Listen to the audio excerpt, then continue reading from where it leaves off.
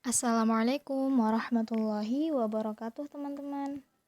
Apa kabar teman-teman hari ini? Semoga teman-teman selalu diberikan kesehatan dan selalu dilindungi oleh Allah. Alhamdulillah, hari ini kita dapat berjumpa kembali ya teman-teman di dalam sentra bahasa. Nah, kali ini tema kita masih sama, yaitu tentang ciptaan Allah dengan subtema manusia. Dan topik yang akan kita bahas adalah organ tubuh dalam, sistem peredaran darah. Nah, organ tubuh dalam adalah organ yang terletak di dalam tubuh manusia ya, seperti jantung, hati, ginjal, usus, limfa, dan lain-lain. Nah, ini merupakan bagian-bagian dari organ tubuh dalam. Kalau di pekan sebelumnya kita sudah bahas tentang sistem pernapasan ya, lalu sistem pencernaan, maka kali ini kita akan membahas tentang sistem peredaran darah.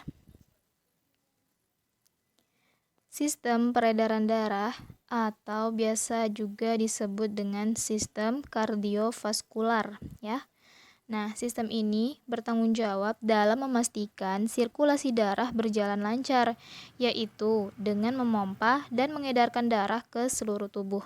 Sistem kardiovaskular terdiri dari jantung atau kardio dan pembuluh darah atau vaskular.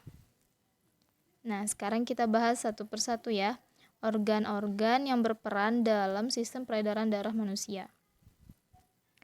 Yang pertama ada jantung.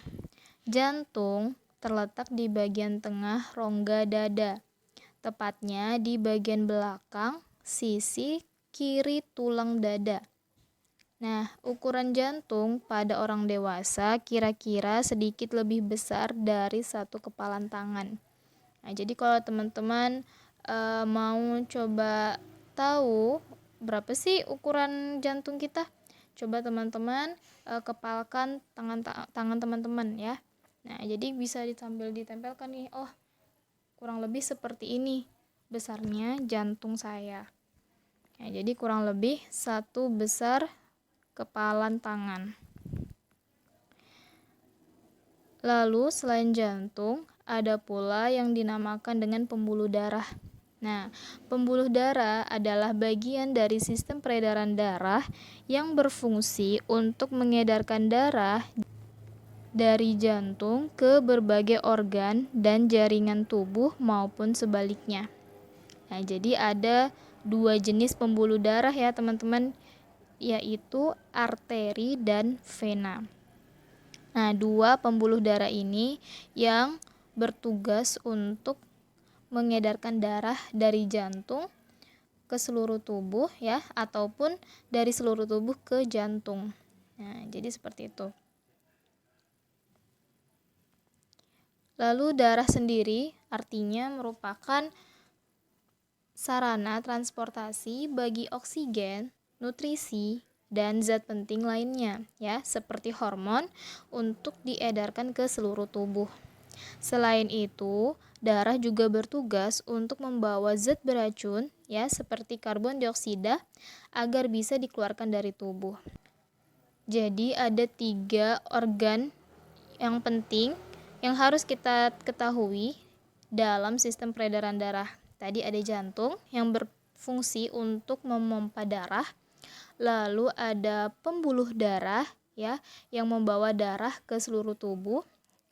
Dan yang terakhir ada darah. Nah, darah sendiri ini merupakan sarana transportasi ya, teman-teman, bagi oksigen, nutrisi, dan zat penting lainnya untuk dibawa ke seluruh tubuh. Oke, teman-teman. Nah, untuk lebih lengkapnya nanti teman-teman akan mempelajari di Sentra Sains ya dengan Ibu Upi. Oke, kita lanjut ke materi Sentra Bahasa. Kali ini untuk teman-teman kelas 4, kita akan membahas tentang peribahasa. Apa itu peribahasa? Nah, peribahasa merupakan kelompok kata yang mempunyai susunan yang tetap dan mengandung aturan berperilaku, nasihat, prinsip hidup, perbandingan, atau perumpamaan. Peribahasa biasanya menggunakan kata kiasan untuk menggambarkan maksud tertentu. Ciri-ciri peribahasa.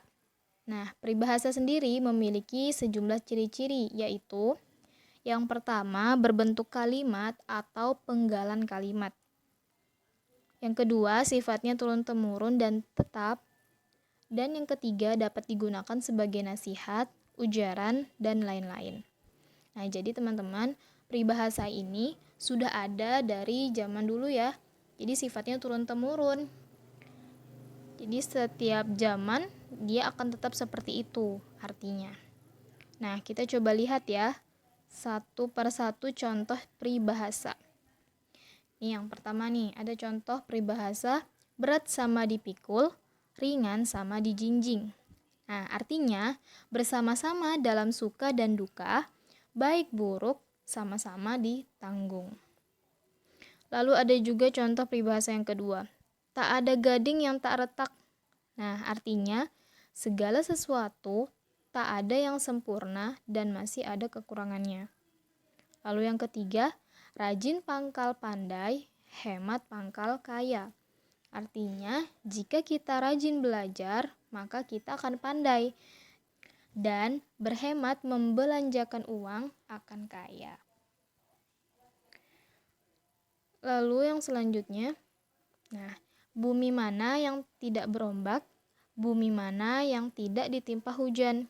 Artinya, tiap-tiap orang tentu akan berbuat salah walaupun hanya sekali.